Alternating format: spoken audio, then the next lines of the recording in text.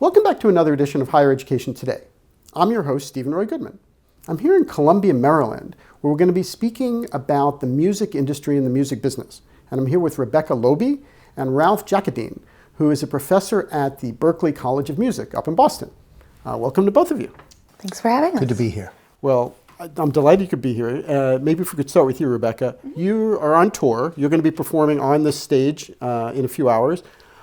What is it like to be on tour? And A, and then B, what's the kind of business side of this? Because I think that would interest a lot of people. Certainly. As a touring songwriter, I perform somewhere around 150 shows per year.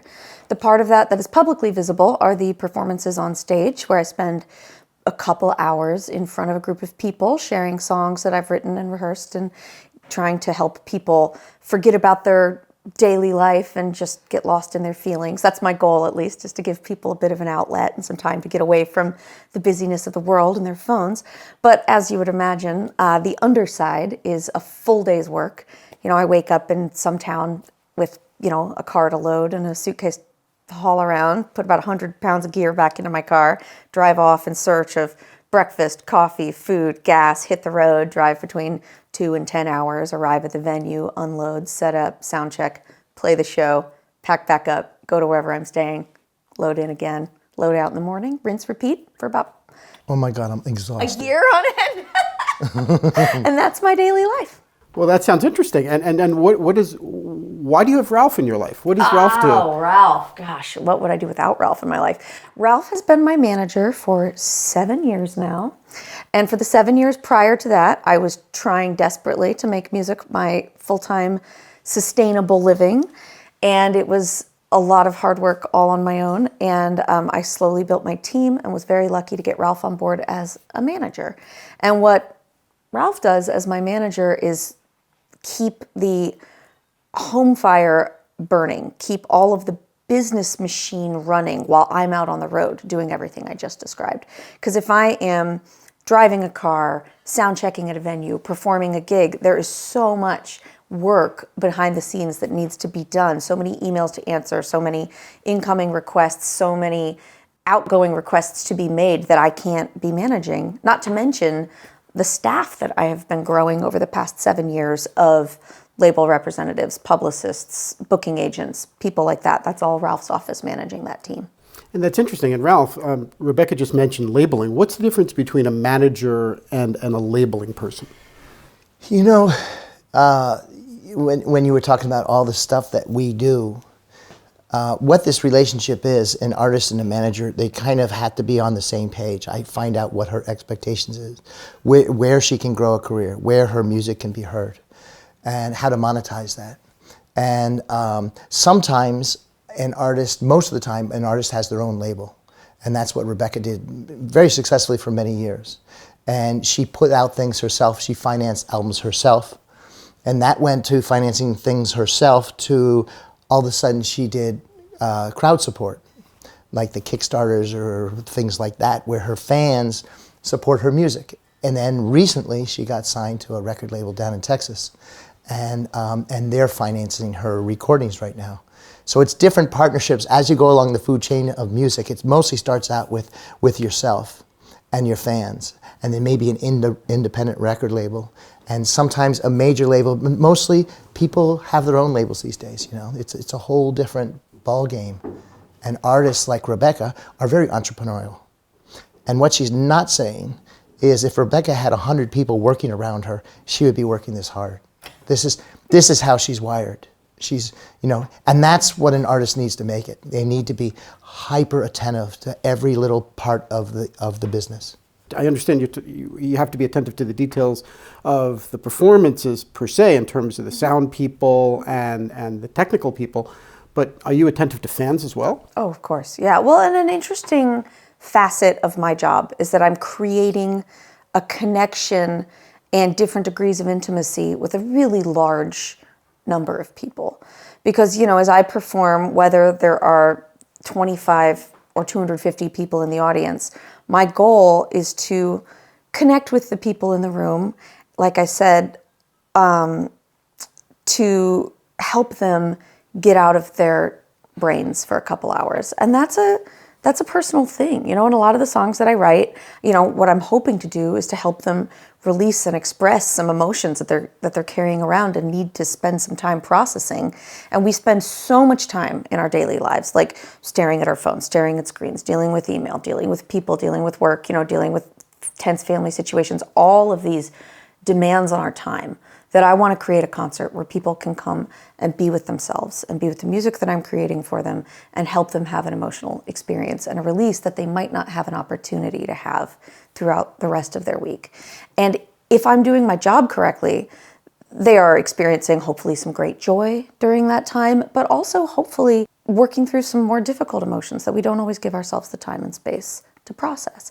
And if that's happening, it creates this bond between us that sometimes I'm not as aware of as the person in the audience, because they're experiencing that moment from their perspective and I'm experiencing it from mine. And so one interesting aspect of my job is managing that disparity between the levels of intimacy achieved in a show. And I always want to make myself available to the people in the audience after the show to talk at the merch table. People reach out via social media. I do my very best to respond to every comment, every direct message I receive, every email I get on my website, every response I get to my newsletter, because I feel like that's part of my job and that's part of what I'm trying to do. But you consider it a job? Yeah, of course. And Ralph, is it not so that not all performers consider it a job? I think, she did say it's a job, and it's a job, but it's her calling. And most musicians are, if they're doing this for the real reasons of creating art, it's real deep personal things. And if it resonates with an audience, that audience will finance your dreams. As Mr. Livingston Taylor always says, another artist I manage, he says, if an audience will finance an artist's dreams. And by Rebecca connecting with an audience, that takes a lot of power. It's a lot of juju involved. It's an amazing connection between her fans and her music. And then, as she said, she goes from the stage to talking with the fans. And these are fans that love her and her music. And the whole nation, and she tours around the world. It's a real deep connection. And this is part of the music that a lot of people don't realize. They see the big shows on television. They see the big tours. They see the Bruce Springsteens and the Beyoncés of the world. And that's the music business. But that's the very, very top 1%. And that's not where most of the careers are. Most of the careers are right here, of going from place to place to place, whether it's a big arena or it's a little living room with a house concert on a Sunday afternoon. It's a very, very alive, the music business is alive and changing in beautiful ways. Beautiful ways. By directly reaching the fans. Here and then online too. It actually reminds me of sort of an adage among like old timers in the music industry, people who've been doing what I do, for like 30 or 40 years, often will say something along the lines of, I make music for fun, I get paid to drive, which is sort of a short way of saying, like, I would be singing for hours a day, whether I was getting paid to do it or not. But all of the behind the scenes work of managing the career, of getting from point A to point B, all of the many hundreds of thousands of invisible behind the scenes hours, that's what the ticket money goes to support. Well, that's interesting. And if we could talk a little bit more about behind the scenes. Ralph, you are a professor up at the Berklee School of Music. So what are some students coming to you to chat about their careers? What are some things that they're thinking about? Well, it's interesting. Everybody gets into Berklee College of Music because they're a musician. They have to audition. So they're there for vocals, they're there for guitar, piano, songwriting. And more and more, there's for years now, there's been a music business department. That's what I teach. I teach in the music business department. And I see that people, they no longer want to be that guitarist or that songwriter because they've changed, or they understand that guitarist or that songwriter that they're competing with they're just so ungodly talented. So they want to get another direction. So now I see people that are getting into the music business department, my students, they want to know how to protect their rights. They want to know how to have a career. They want to know what it's like to be an entrepreneur. And most importantly, they have to follow the money. How do you make money? How does the money work in the music business? So I love the changes with my students at Berklee. You know, they're becoming very much aware of the music business, the business of music. In the past, you could be a great bass player or a great drummer, but that will get you so far. So somebody like Rebecca that has experience in the music business, in booking, promotion, marketing, putting on websites, photo shoots, she's done all this herself. And when all that herself became really busy, then she gets a booking agent and she gets a manager and she gets a record label. So as she goes up the food chain, she needs help. And we're here to help the artists and hopefully lessen the load and bring in a different set of contacts, connections, the industry things that she might not get in touch with every day. That's interesting. Maybe if I could throw this to both of you. Let's say, Rebecca, you're going to work on a new song while you're driving to the next performance. Mm-hmm. And you have this idea for a song, and you develop the song, and you eventually release the song. You now own that song. What happens to the song, and how do you make money from that song? Oh, sure. Yeah, absolutely. So every song that I write, once I'm finished with writing it, I will register it with my performance rights organization. I'm a member of ASCAP, but there are a couple others, BMI, CSAC. Those are big organizations that collect licensing money from any venue that shares live music, whether it's a concert space or a pet food store that's playing the radio or any number of other locations. They collect licensing money from these venues, and then they distribute that licensing money to artists like me. So that is one way that I make money off of a song, just from the intellectual property of the song. I register it and say, hey, I've written this new thing. It's called Song About Steve, and it becomes very popular. I play it at all my gigs. People love it. So Song About Steve gets played a lot, and I get money through ASCAP for all of the live performances that I do of that song. And then I decide to record Song About Steve on my next album, and I record it with my band, and I register that copyright, both for the song and for the recording property, the master recording, with the government. And now I have this copyrighted song. And then it's out there, it's on records, it's on Spotify. And so I'm making money often through the sale of CDs. Compact discs might seem old-fashioned, but it's still a big part of my income. And then also iTunes, Spotify, and then all these digital royalties coming in from, online things like Spotify and internet radio. There's a lot of different income streams that can come from one song. But what am I missing? Rebecca's smart because, when she goes to a club or a house or something, people do buy CDs because they want to support the artist. She gives people a reason how to support an artist. But she also does stuff like coloring books. She makes coloring books of every page is a different song. And you get the music attached to it, but there's a coloring book. And she has T-shirts, she has stickers, she has all kinds in posters. So that's what smart artists are doing. Once you have fans, the fans want to support the artist. And there's lots of ways to do this. There's a company called Patreon. So monthly, they pay artists for just to support them. It's like buying a stock with an artist. Support them, sometimes you get songs, sometimes you get poems, you get communication from the artist. But more and more the fans are spending their money to invest in their artists. Well, maybe if we can follow up a little bit in terms of the song that we talked about before. No, it doesn't have to be a song about Steve. Song About Steve. It's my big hit. Thank you. It could be another song. No. It's a song about Steve. Song About Steve. Let's talk. Let's get into it. So let's say somebody covers that song. Yeah. I hope someone does. I hope How does that hundreds work? of How people does that do. work? Anybody could cover it. Mm-hmm. Anybody could cover the song. So I could play Song About Steve and say, hey, this is Rebecca's song. And that's fine. But if I'm going to record it on my record, and if it's going to go on a record or stream or whatever, I have to make sure she gets paid for that. Cha-ching. And if I'm going to put Song About Steve from Rebecca into my film, then she goes, what, cha-ching again? Yeah, cha-ching, cha-ching. Cha-ching, cha-ching, right. But how do we know if somebody in Thailand isn't covering that song right now? I think in my experience, if I was Madonna, the answer would probably be different. But as Rebecca Loebe, I only have so much reach in terms of international law. There are performance rights organizations that operate internationally and that do communicate with one another. And I do receive royalty money for radio play in Europe and the UK, and I'm trying to remember if I've toured in Japan, but I'm not sure I've ever seen royalty money from Japan. But there are organizations that are working together.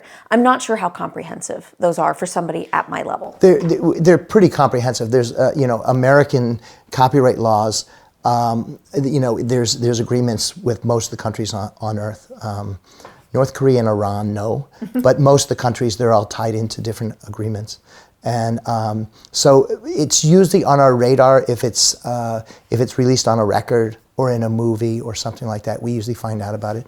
But there's a lot of good people, especially if they're going to use one of Rebecca's songs. We'll probably know about it. They'll be proud to tell us too. And they would contact you, and or they might even ask for permission? Yeah. And they would, like, a lot, in most cases, people use another person's music because they're honoring them. They want to play that Joni Mitchell song or the Bruce Springsteen song because it means so much to them. Well, you mentioned Bruce Springsteen. There was a movie that just came out about some British kids who related to Bruce Springsteen's music, but they used a lot of Bruce's music. Mm-hmm. But presumably they needed to get his approval for that. Oh, definitely. But what if they wanted to do the movie and Bruce said, I didn't love the movie? Could they go ahead and do that anyway? They need permission to put it into a movie and make money from that. They do need permission for that.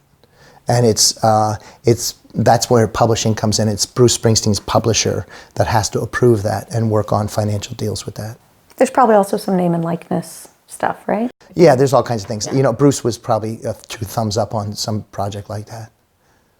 And, well, if we can speak about you, Rebecca, though, have you collaborated with other artists in terms of covering other songs together or something like that? Yeah, I do a lot of collaborations. I've done a lot of co-writing where I write with other artists and we create songs together, which is always so fun because you each bring your own perspective and then you create something that is completely unique that would only exist with the two of you in that room in that moment. I love doing that. I've also recently formed a band. I'm in a band called Nobody's Girl with 2 other songwriters, 2 other women who have been doing this for about as long as I have. And we got together for a 3-week tour that turned into a separate project with its own record deal and its own album's worth of songs. And we do covers together. So one of the songs that we cover frequently is the Blondie song, Call Me. And so, we had to get legal permission to record that on our album. And theoretically, Debbie Harry, the songwriter, gets a little bit of money from the PROs every time we perform it on stage all over the world. And it was also very fun approaching a cover collaboratively, as you mentioned, because I have my own, it's sort of like a combination of doing a cover song and doing a co-write, because we are co-arranging that cover. So it's an arrangement of that song that only exists because of the 3 artists who have come together to write this arrangement of the song. But did Debbie Harry have any ability to say, I don't like your arrangement? Debbie Harry's publisher, this is an interesting thing, is that I use a clearing house called Harry Fox, which a large number of published songs are up in this database called Harry Fox. So if you're an artist looking to cover a song, the first thing I would do is go to Harry Fox and see if the song is in there. Because if it is, it's a very easy clearance because it's basically been pre-approved by the publisher. And they're saying if you pay this minimum amount, which isn't too much, it's like, 9 cents per printed record now, which for a run of 1,000 records is like $90. It's not too expensive. So if the song publisher has put it into the Harry Fox database, that's really just a one-stop thing. Where it gets tricky is if the publisher of the song chooses not to put it in the Harry Fox pre-cleared database and they say, no, we'd rather play it tighter to the vest if you want to cover the song. It's still possible, but you have to come through us directly and we have to discuss whether we think this is a good idea and whether we want to do it. And I honestly don't know in terms of the Debbie Harry song whether it was pre-cleared by Harry Fox, because that is something that I have managed to delegate to the record label, which 5 years ago, 10 years ago, I would have been doing that Googling myself, but I have people for that now. It's very exciting. So if someone could Google that for me, that would be great. The idea is to create a song that goes out there in the world. And sometimes it grows up and makes money for you. Sometimes it's used in weddings, sometimes funerals, sometimes first dates. And it does all this work. And a lot of times she has no idea where the songs go. Yeah. Sometimes you get feedback. And when I go to a show of one of my artists, After the show, I like to stand next to them when they're at the merch table, which is the merchandise table. So they're talking to fans, signing autographs, kissing babies, taking pictures. And I like to hear what the fans are saying, how they know about Rebecca, how they hear about the music, how they heard about the show, what her music means to her. She hears about this all the time. I don't. I'm in an office. Yeah. So management and booking agents and all, when we go to a show with our artists, we get to talk to people. What brought you here? How'd you hear about the show? And that's all really good information. But artists need feedback. So do managers. And sometimes they get it from Rebecca, but sometimes they get it directly from the fans. What advice would you give for somebody in college right now, let's say not a music school, just who's a talented musician who is starting out? Mm-hmm. What advice would you both give them? You know, the first thing I say is concentrate on the music, make the music great, study great songwriters, study great musicians, mm-hmm. and then you need an audience. You need fans and you need a story. You need great songs, fans, and a story. And with that, you can maybe start sprouting a little bit of a career, maybe in one little town or one little area. It takes time. I think it's cliche for a reason. Practice to young artists. Just practice, practice, practice. Focus on the art. Focus on your technical ability. If you are an instrumentalist who wants to play with other musicians, practice with a metronome. Like, just get your fundamentals down, because that will never serve you badly. And if you want to grow a career, you need to have a really solid base to grow that career on top of. Be kind. Be kind to every person that you meet. Remember that. Be kind. And I worked terrible customer service jobs for a really long time. And when I did that, it was amazing to me how one surly interaction with one customer who was having a bad day could send, I'm an empath. So one bad interaction like that could send me, off the rails for the rest of the day. And then I put that bad energy out there for all the rest of the people that I'm interacting with for the rest of the day. And the ripple effect is profound and profoundly negative. So I do my absolute best, especially when dealing with customer service, but when dealing with anyone at any point in their day, to give them the benefit of the doubt, no matter how bad of a mood they are in, and to try and improve their mood, and to just be kind as a all-day, full-body, daily practice. And I think that only helps me in my music career. Well, that's interesting what you're both saying, because as someone who's listening to music, I'm not really thinking about that. I'm just thinking that it's good music. That's our goal. That's all we want you to be thinking of. We do all of this work behind the scenes so that you can have a pure listening experience with music. You're not thinking about, the blisters that a musician gets on their fingers for the first several months they're playing guitar, or the hours they spend practicing with a metronome, or the hundreds of terrible songs they write in order to write one good song that's going to move you. That's not your job. That's our job. And so when I go to, let's say, to have some dinner and listen to some music, yeah, that's your objective, is for me to just focus on the music, have my dinner, have a good experience, and maybe interact with you and maybe get a CD or two. My objective is for you to get what you need from the music. And whether what you need is a full immersion and you want to just put on your headphones or sit in the audience and just let it fully consume you, and you want to have that experience, great. But if you want to take my CD and put it on quietly in the background where you are driving down the road and just let it sort of play out in the background of your life and have it be a more gentle support to your daily life, that is what I want my music to be. And I want you to tell your friends. That's what I want that too. Maybe get a television show and talk about Rebecca Loebe's music. Yes. .com. And it's working great. That's what the business is built on, her making one fan, and from that fan is going to be 2 or 3, mm-hmm. and then all of a sudden it might be 4 or 5. And then you have a friend in Colorado, she's out in Colorado, says, by the way, this Rebecca Loebe, you should check her out. And it spreads that way. It spreads online, it spreads through the media, but it mostly spreads through one fan to another. What other comments would you like, both of you would like to make before we say goodbye to our audience? Anything that we have forgotten to talk about the music business that perhaps we should have?